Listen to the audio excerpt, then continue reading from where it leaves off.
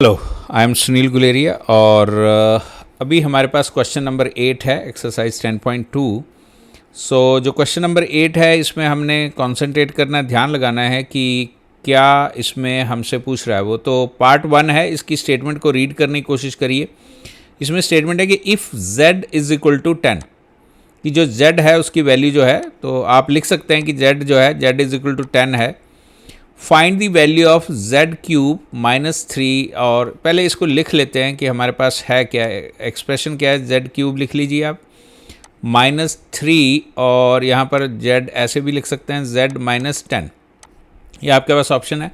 अब जो हम यहाँ z क्यूब -3 z माइनस 10 कर रहे हैं, तो इसको सॉल्व करने के दो तरीके हैं। एक तो आप एज इट इज़ इसमें वैल्यू सब्सटीट्यूट कर दीजिए, या अगर आप सॉल्व करना चाहते हैं तो वो सॉल्व भी कर सकते हैं। हमने यहाँ z क्यूब कर लिया, -3z कर लेते हैं, और minus into minus minus minus plus हो जाएगा, और 10 इंटू 3 लेट्स सपोज 30 हो जाएगा।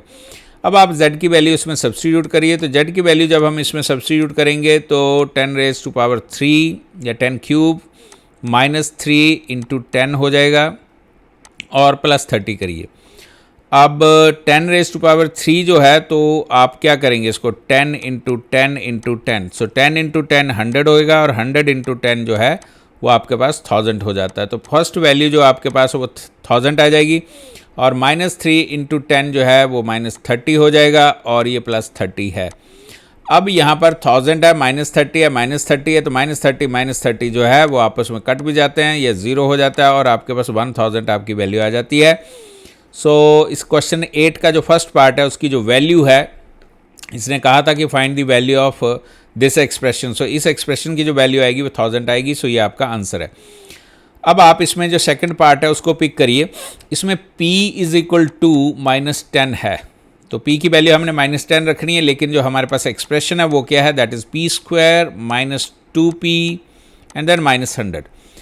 अब आप इसको सॉल्व करने की हमें ज़्यादा ज़रूरत नहीं है, इसमें आप p की वैल्यू सब्सटीट्यूट ही कर दीजिए। सॉरी -100 है ये, इसमें सब्सटीट्यूट कर सकते हैं आप। सो p² मीन्स p की वैल्यू -10 है, तो -10 का स्क्वायर कर दीजिए, -2 रखिए, और p की जगह हमारी वैल्यू क्या -10 है, उसको सब्सटीट्यूट कर दिए, -100 आपके पास आएगा।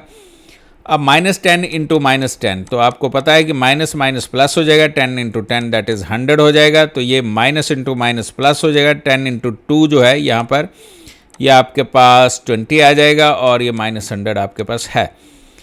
अब यहाँ पर 100 + 20 जो है 120 हो जाता है, और -100 कर देंगे हम, 120 माइनस 100 जो है वो हमारे पास 20 आ जाता है। तो इस एक्सप्रेशन की वैल्यू जो है वो आपके पास 20 आ जाता है। तो this is your question number 8। और क्वेश्चन नंबर 8 में हमारे पास 2 ही पार्ट थे। So thanks for watching this.